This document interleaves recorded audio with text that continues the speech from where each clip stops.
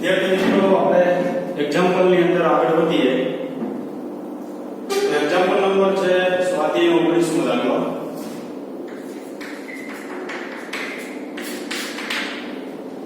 સ્વાધ્યાયનો છે 19 નો દાખલો બરાબર જોઈએ શું આપેલું છે એક સ્થળે આવેલા ટેલિફોનના કેબલમાં ચાર લાંબા સીધા સમસ્થિત તાર જે એક જ દિશામાં એક એમ્પીયર વિદ્યુત પ્રવાહ પૂર્વથી પશ્ચિમ દિશામાં વહે છે સમસ્થિત એટલે સપાટીની સમાંતર ચાર ટેલિફોનના તાર છે ચારેયમાંથી એક એમ્પીયર વિદ્યુત પ્રવાહ પસાર થાય છે અને પૂર્વથી કઈ દિશામાં ગોઠવાયેલા છે પશ્ચિમ દિશામાં ગોઠવાયેલા છે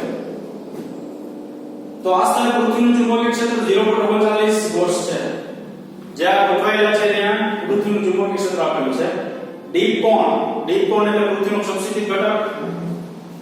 પૃથ્વીનો સમસ્થિત ઘટક અને પૃથ્વીના ચુંબકીય ક્ષેત્ર વચ્ચેનો ખૂણો 35 ડિગ્રી આવેલો છે મેગ્નેટિક ડિક્લિનેશન લગભગ શૂન્ય છે ડિક્લિનેશન કોઈ નથી બે મેરિડિયન એકબીજા ઉપર સંપાત છે આ કેબલની નીચે 0.4 સેન્ટીમીટર અંતરે પરિણામી ચુંબકીય ક્ષેત્રનું મૂલ્ય કેટલું હશે કેબલ આમ પસાર થતો હોય એનું નીચેના બિંદુએ આપણે ચુંબકીય ક્ષેત્રનું મૂલ્ય મેળવવાનું છે આ દાખલો છે ને જેટલું પૂછ્યું છે એ પ્રમાણે નાનો થાય દાખલો પણ આખો પૂર્ણ દાખલો આપણે ગણીએ કેવી રીતના તો નીચેના બિંદુએ ચુંબકીય ક્ષેત્રનું મૂલ્ય કેટલું થશે ઉપરના બિંદુએ કેટલું થશે કારણ કે આનો આ ટ્વિસ્ટ કરે તમને બરાબર તો દિશા જે છે ઓટોમેટિક શું થઈ જશે ફરી જશે આનો આગળનો દાખલો તમે 18 માં જોયો ત્યારે તમને ખબર હોય તો નીચેની દિશા ઉપરની દિશા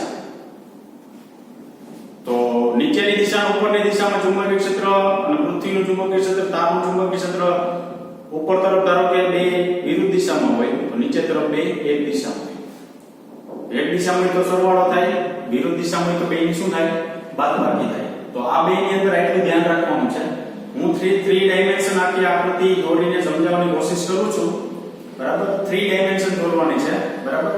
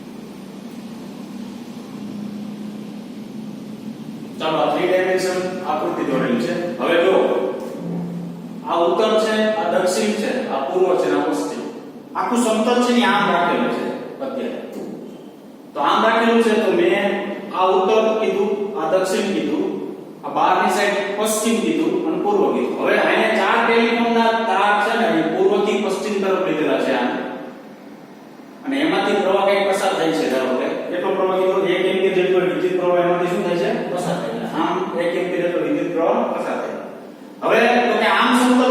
નીચેનું બિંદુ એટલે અહીંયા થાય.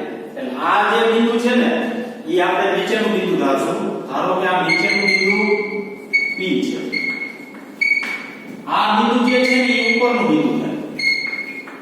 ઈ ધારો કે કેટલું છે Q જેટલું છે. તો આપણે બે બિંદુ પાસે મેળવશું. આ ઉપરનું બિંદુ છે, આ કેવું છે નીચેનું બિંદુ. નીચેનું બિંદુ P અને ઉપરનું બિંદુ Q લીધું, કેપિટલ Q જેટલું લીધું. ચાલો પહેલા તો આપણે પૃથ્વીના ચુંબકીય ક્ષેત્રનો સમસ્થિતિજ ઘટક નક્કી કરીએ. પૃથ્વીના ચુંબકીય ક્ષેત્રનો શું નક્કી કરશું? સમસ્થિતિજ ઘટક. તો સમસ્થિતિજ ઘટક શું કયો થાય? તો તમને મેં આગળ કીધું હતું કે પૃથ્વી છે, આ સાઉથ છે, આ નોર્થ છે. પૃથ્વીનો સમસ્થિતિજ ઘટક એટલે પૃથ્વીનું ચુંબકીય ક્ષેત્ર સાઉથ થી નોર્થ હોય. ભૌગોલિક ઉત્તર ભૌગોલિક દક્ષિણ થી ભૌગોલિક ઉત્તર. કારણ કે આ તાર જે છે ટેલિફોનના, એ ટેલિફોનના તાર છે ને એ આપણે પૃથ્વીની સપાટી થી ઉપર લીધેલા હોય. એટલે ચુંબકીય ક્ષેત્ર પૃથ્વીની સપાટી પરનું ગણવાનું, અંદરનું નહીં. તો S થી N તરફ, S એટલે દક્ષિણ થી પૂર્વ તરફ કોણ હોય છે? BH એટલે સમસ્થિતિજ ઘટક. તો ધારો કે મારી પાસે આમ સમતલ છે અત્યારે. આ સમતલ જે છે ને એમાં આમ છે. હવે આ પૂર્વ પશ્ચિમ તમારી બાજુ છે એટલે ચાર તારા ગોઠવાયેલા છે. બરાબર? મારી બાજુ ઉત્તર છે, સામેની બાજુ કોણ છે? દક્ષિણ છે. તો સમસ્થિતિજ ઘટક મારે દોરવો હોય તો દક્ષિણ થી કેવું દોરે? મારે ઉત્તર તરફ આમ દોરે. તો આ જે સમતલ રાખેલું છે હું આ Q બિંદુમાં ઉપર લઉં તો Q બિંદુ પાસે મારી તરફ આવે સમસ્થિતિજ ઘટક. આ P બિંદુ લો તો P બિંદુ પાસે મારી તરફ સમસ્થિતિજ ઘટક આવે. તો અહીં જોજો આ બિંદુ પાસે BH આમ થાય, આ બિંદુ પાસે BH આમ. બરાબર? આ બિંદુ પાસે BH આમ થાય, આ બિંદુ પાસે BH આમ થાય. શું કામ? તો કે સમતલ ગમે એટલા રાખો, ચુંબકીય ક્ષેત્રની દિશા તો એ જે હોય એ જ રહેશે. ફરી વખત આખું સમજાવી દઉં તમને. ધારો કે આપણી પાસે આ મારી પાસે સમતલ છે, એમાં આ દક્ષિણ છે, આ ઉત્તર છે, મારી બાજુ આ દક્ષિણ છે, તમારી બાજુ શું છે? પશ્ચિમ છે ને આ ગોળ સાઈડ કોણ છે? પૂર્વ છે. હવે તાર આ પસાર થાય છે. હવે આપણે ખબર છે ભૌગોલિક દક્ષિણ થી ભૌગોલિક ઉત્તર તરફ BH હોય પૃથ્વીનું ચુંબકીય ક્ષેત્ર. કારણ કે તમને BH પૃથ્વીનું ચુંબકીય ક્ષેત્ર એવું આપેલું છે 0.39 એને આપણે BH વડે કહીએ. તો પૃથ્વીનું ચુંબકીય ક્ષેત્ર અહીં ઉપરના બિંદુ પાસે તો કે દક્ષિણ થી ઉત્તર એટલે મારી બાજુ તો આમ આવશે. નીચેના બિંદુ પાસે આ સાઈડ આવશે. બરાબર? તો BH આમ બન્યું. આ કયો? સમસ્થિતિજ ઘટક. આ કોણ કયો? સમસ્થિતિજ ઘટક. હવે પૃથ્વીનો ઉર્ધ્વ ઘટક એ હોય. પૃથ્વીનો કોણ હોય છે? ઉર્ધ્વ ઘટક. ઈ ઉર્ધ્વ ઘટક જે છે ને એ 3 ડાયમેન્શનમાં સમજી ન શકાય ને તો તમારે કહેવાનું શું? તો કે જે સમસ્થિતિજ ઘટક છે ને તેને લંબ એને ઉર્ધ્વ ઘટકને BD વડે દર્શાવશું. આ વર્ટિકલ, આ હોરિઝોન્ટલ. વર્ટિકલ એટલે ઉર્ધ્વ અને હોરિઝોન્ટલ એટલે સમસ્થિતિજ. તો આ દિશામાં આ બાજુ સમજાઈ દો. આમ આવ્યું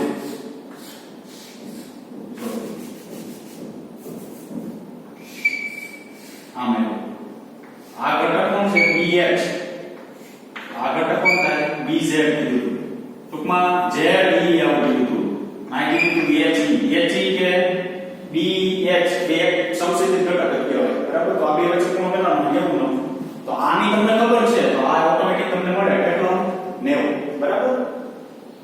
અથવા તમારે એવું કહી શકે કેવું હોય તો શું કહી શકાય કે જે BH છે ને એની સાથે BB જે છે એ કેટલા ખૂણે હોય છે? 90. હવે સૌથી અગત્યની વસ્તુ આગળ જોઈએ તો Q બિંદુ પાસે આ તારને લીધે ઉદ્ભવતું ચુંબકીય ક્ષેત્ર અને P બિંદુ પાસે તારને લીધે ઉદ્ભવતું ચુંબકીય ક્ષેત્ર. તો તારની દિશા જો આમ છે, આમ. આ તો આમ આપણે દોરી ન શકીએ એટલે મેં આ ત્રાંસુ રાખેલું છે. તો આમ તમારી પાસે તાર હોય તો પ્રવાહ આમ પસાર થાય છે. તો પ્રવાહ જો આમ પસાર થતો હોય તો આ ઉપરનું બિંદુ થાય, આમાં કેવું થાય? નીચેનું બિંદુ. તો Q બિંદુ પાસે તો કે હું પ્રવાહની દિશામાં ઊંધો રાખું. Q બિંદુ પાસે ઉપરના બિંદુ ચુંબકીય ક્ષેત્ર જો મારી બાજુ આવે, આંગળી મારી બાજુ વળશે. તો તાર માટેનું ચુંબકીય ક્ષેત્ર જે છે ઈ તમને Q બિંદુ પાસે આ દિશા મળશે. એને આપણે કહીશું BW. વાયર W એટલે શું લીધું વાયર, બરાબર, BW એટલે તો કે જે ચુંબકીય ક્ષેત્ર વાયરને લીધે મળે તે. તો વાયર જે છે આમ છે તમારી બાજુ આમ. હવે શું કીધું, ઉપરના બિંદુ પાસે ચુંબકીય ક્ષેત્ર, તો વાયરમાં આ પ્રવાહ પસાર થાય આમ વળીને નીચેના બિંદુએ આમ. આ બિંદુ પાસે ચુંબકીય ક્ષેત્ર લો તો વાયર એટલે તો કે ચાર તાર છે, ચારની દિશામાં પ્રવાહ પસાર થાય છે. તો ચારને લીધે ચુંબકીય ક્ષેત્ર નીચેના બિંદુએ કેવું મળે, આમ મળશે આમ. તો મારે અહીંયા વાયર માટે કેવું હોય ચુંબકીય ક્ષેત્ર, તો આ દિશામાં BW, બરાબર. આમાં કઈ પાકું ન કરવાનું. જો આ પ્રવાહનું ફેરવી નાખું ને એકદમ પશ્ચિમથી પૂર્વ છે એટલે કામ પતી ગયું. આ વસ્તુ રહી ઉપર આવી જાય, આ વસ્તુ નીચે આવે એટલે આકૃતિ પાકી કરવાની નથી, બરાબર. તો આ આખી આકૃતિ મેં 3 ડાયમેન્શન ની અંદર દોરેલી છે. બધાએ ચુંબકીય ક્ષેત્ર લઈ લીધા કારણ કે તમને પૃથ્વીનું ચુંબકીય ક્ષેત્ર આપેલું છે, વાયરનું ચુંબકીય ક્ષેત્ર મળે તો પૃથ્વીનું કઈ દિશામાં, ભૌગોલિક દક્ષિણથી ઉત્તર એટલે આ દિશામાં, બરાબર. ઈ તો આઈટી જોતા ડાયરેક્ટ આમ ખબર પડી ગઈ. વાયર માટે વિચારવાનું છે ને BV, ઈ તો એને કેવો હોય છે, લંબ ઘટક હોય છે, બરાબર. હવે આગળ અહીંયા આપણે શું આપેલું છે તો કે B બરાબર 0.39. તો 0.39 ગુણ્યા 10 ની -4 થશે, આવું થશે, બરાબર. હવે સમસ્થિતિ ઘટક અને ઉદ્ધવ ઘટક મેળવી લઈએ. તો સમસ્થિતિ ઘટક BH બરાબર B cos. સમસ્થિતિ ઘટકમાં cos આવે. શું કામે cos આવે? તમને એવું કીધું રકમની અંદર કે ડી કોણ છે ને 35 ડિગ્રી નો છે. તો ધારો કે પૃથ્વીના ચુંબકીય ક્ષેત્રએ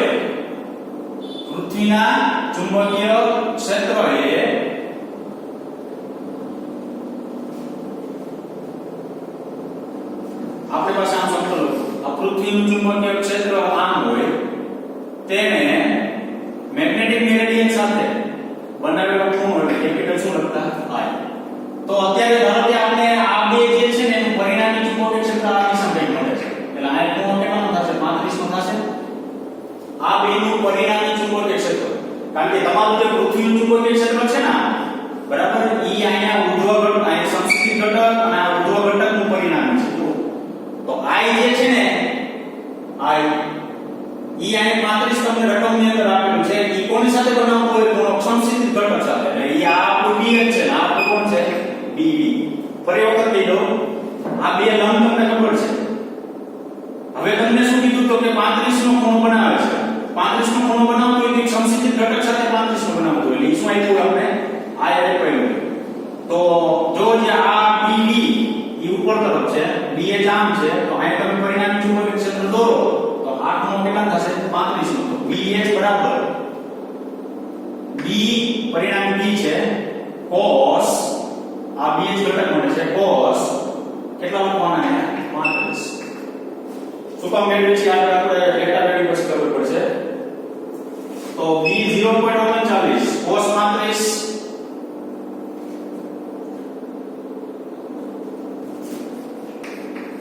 આ મેળવી લેજો. એટલે આનો જવાબ છે એટલે મળશે 0.3195 cos.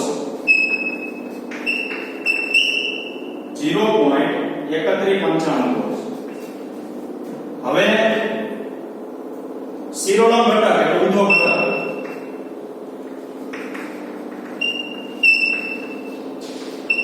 BB બરાબર B sin 35 0.39 sin 35 મેળવી લેજો.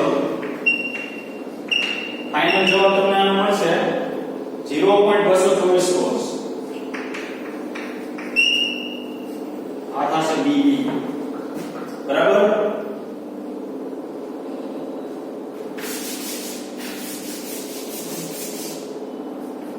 આ તારને લીધે સ્મોલ r અંતરે ચુંબકીય ક્ષેત્ર.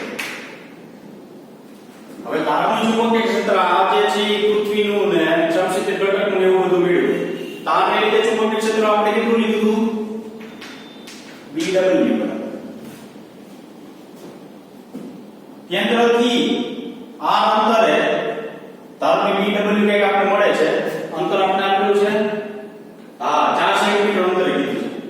એટલે કેન્દ્રથી નીચેના માટે વાત કરવાની છે. આપણે નીચે માટે મેળવશું ખરા, આપણે ઉપર નીચે બેની વાત કરશું. કેન્દ્રથી નીચે માટે આ અંતર છે, ઉપર માટે આ અંતર છે, આ અંતર છે, આ અંતર છે, બે છે કેટલું 4 સેન્ટીમીટર. તો એક તારને લીધે મ્યુ 0 I = 2 પાઈ r જેટલું ચુંબકીય ક્ષેત્ર મળે. કોઈ એ 4 તાર છે, એક તારને લીધે 4 સેન્ટીમીટર અંતરે ચુંબકીય ક્ષેત્ર મ્યુ 0 I = 2 પાઈ r. પણ 4 તાર હોય એટલે તમારે આપણે 4 સૂત્રો પડે ગુણી નાખવા પડે, બરાબર? તો અહીંયા હું સાદું વાપરું તો 4 ગુણ્યા 4 પાઈ * 10⁻⁷ વિદ્યુત પ્રવાહ કેટલો પસાર થાય છે 1 એમ્પિયર. અહીંયા 2 પાઈ અને r 4 સેન્ટીમીટર એટલે 10⁻², બરાબર?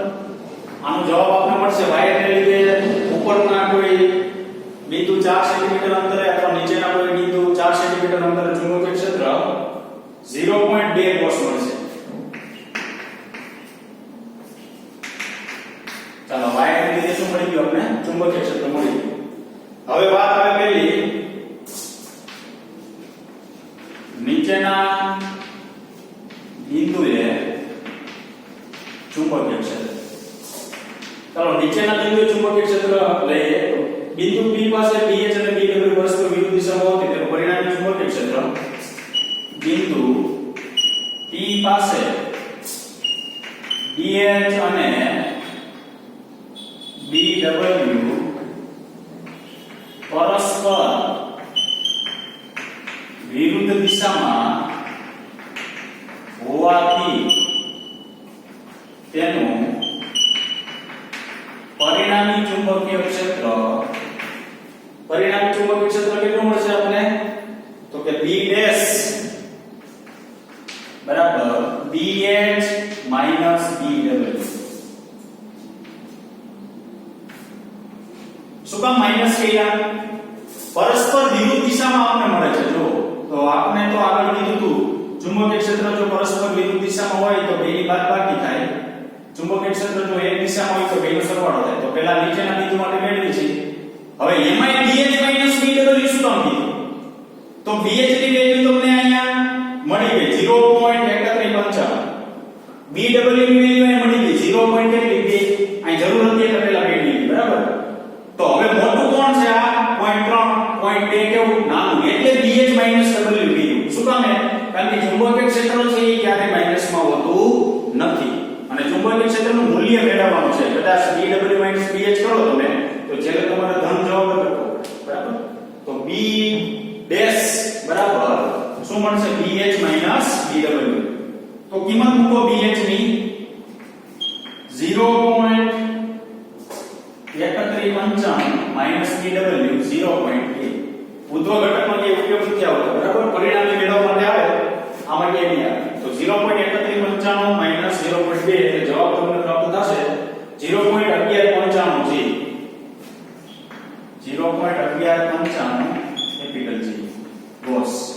હવે આગળ શું કીધું? શિરોલંબ ઘટક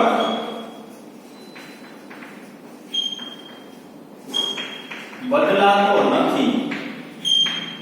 શિરોલંબ ઘટક તો એમ ન રહે ને, ઉદ્ધવ ઘટક તો બેમાં ઉપર તરફ જ મળે છે BV. શિરોલંબ ઘટક એમ ન રહેશે, શિરોલંબ ઘટક બદલાતો નથી તો BV બરાબર શું 0.224 કોસ. એટલે B ડેશ મળી ગયું અને શું મળી ગયું આપણે BV મળી ગયું. તો P પાસે પરિણામી ચુંબકીય ક્ષેત્ર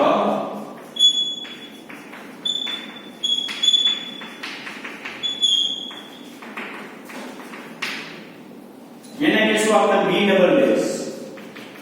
કેટલું તો કે અંડર રૂટમાં B ડેશ નો સ્ક્વેર પ્લસ BB નો સ્ક્વેર.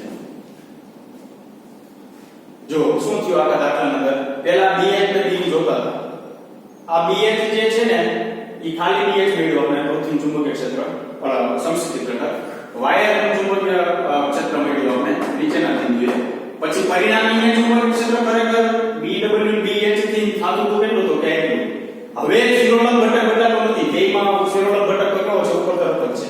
તો P પાસે હવે પરિણામી કેટલું થાય તો આ P પાસે પરિણામી ધારો કે આ B આ BH અને BW એમાં BH મોટું છે તો BH અને BW જે છે ને BH અને BW એમાં કોણ મોટું છે BH તો BH મોટું હોય ને તો પરિણામીની દિશા B ડેશની દિશા છે ને BH તરફ હોય આમ હશે તો એનું પરિણામ તમને આ કંઈક મળશે બરાબર તો એનું પરિણામી આ કંઈક મળશે તો ઈ અહીંયા કેટલા કોણ બનાવે 35 કોણ બનાવે તો એનું પરિણામી તમે આવું લખી શકો B ડબલ ડેશ બરાબર B dash square plus BB square હવે આગળ જઈએ તો B ડબલ ડેશ બરાબર અંડર રૂટ ચાલો B ડેશ નો સ્ક્વેર 0.1195 નો સ્ક્વેર વત્તા BB નો સ્ક્વેર 0.224 એનો સ્ક્વેર આનું સાદુરૂપ આપી દઈએ 0.253 વર્ષ આ B ડબલ ડેશ જો રકમ શું કીધી છે 4 સેન્ટીમીટર અંતરે પરિણામી ચુંબકીય ક્ષેત્રનું મૂલ્ય કેટલા હશે કેબલની નીચે 4 સેન્ટીમીટર અંતરે પરિણામી ચુંબકીય ક્ષેત્રનું મૂલ્ય કેટલા હશે તો કેટલું હશે પરિણામી ચુંબકીય ક્ષેત્ર 0.253 કેપિટલ G જે એની અંદર આપેલું છે તે ચુંબકીય ક્ષેત્રના ઘટક પાડીને આ રીતના ગોઠવણી કરવાની છે બરાબર હવે એના પછી આપણે લઈએ તો ઉપરના બિંદુએ ચુંબકીય ક્ષેત્ર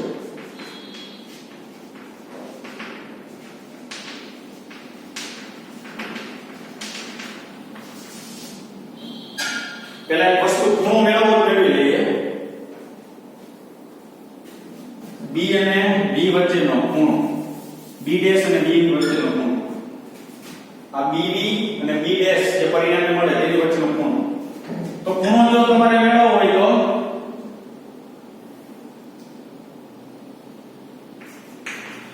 tan θ બરાબર y/x BB by B dash θ બરાબર tan ઇન્વર્સ BB આપણી પાસે કેટલું છે 0.224 છેદમાં 0.1195 આનું સાદુરૂપ આપો એટલે θ બરાબર tan ઇન્વર્સ 1.87 સાદુરૂપ આપણે કેટલા મળશે એપ્રોક્સિમેટલી 62 ડિગ્રી જેવું મળશે બરાબર પૂછ્યું નથી પણ આ વધારાનું આપણે એટલું મેળવેલું છે ચાલો હવે આગળ જઈએ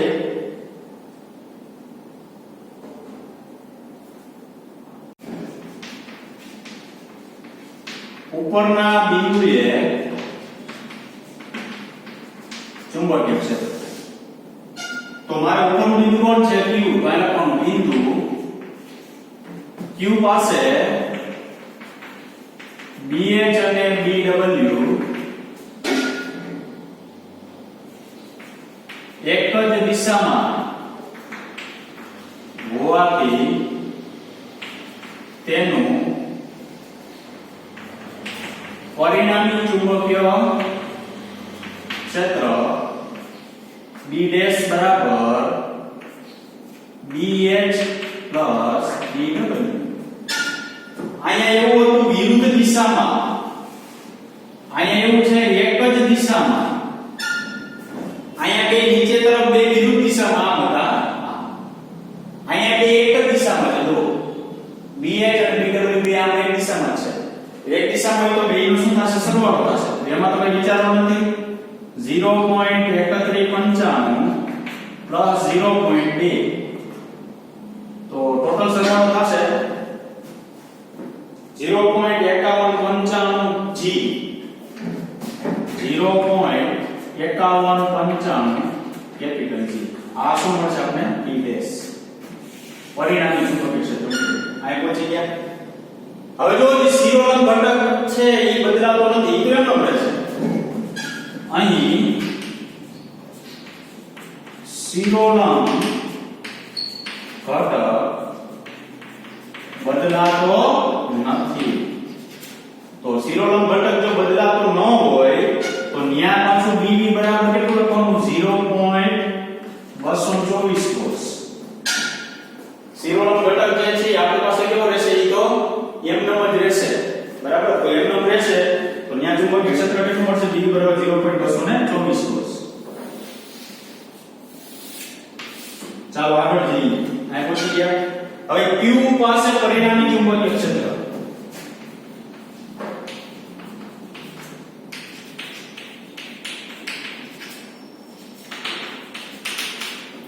તો Q પાસે પરિણામી ચુંબકીય ક્ષેત્ર ધારો કે B ડબલ ડેશ છે અંડર રૂટ B ડેશ નો સ્ક્વેર પ્લસ BB નો સ્ક્વેર. B ડેશ એટલે બે માર્કનું લેવલ.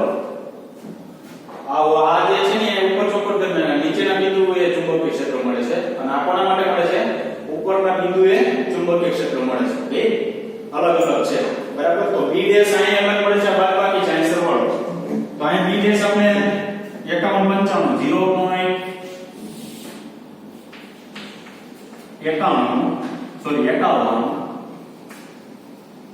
51 એનો સ્ક્વેર પ્લસ BB 0.224 નો સ્ક્વેર.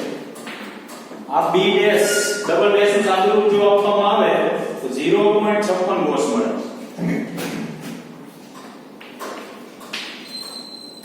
આ B ડબલ બરાબર. તો P બિંદુ પાસે ચુંબકીય ક્ષેત્ર અને Q બિંદુ પાસે ચુંબકીય ક્ષેત્ર. P બિંદુ એટલે આપણે એવું કહેવાનું સમતલનું નીચેનું બિંદુ. Q બિંદુ એટલે એવું કહેવાનું સમતલનું ઉપરનું બિંદુ. લાઈન ઉપરનું બિંદુ એટલે લાઈન ઉપર એવું લખી નાખ્યું છે અને નીચેનું બિંદુ લાઈન શું લખી નાખ્યું છે નીચે.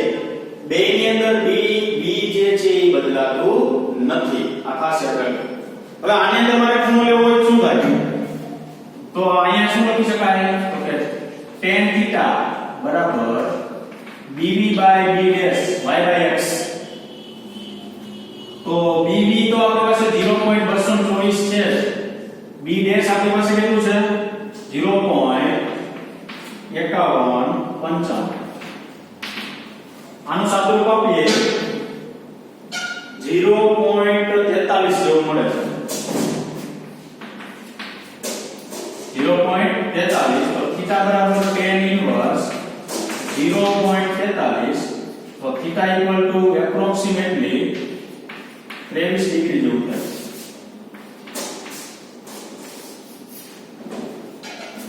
બરાબર.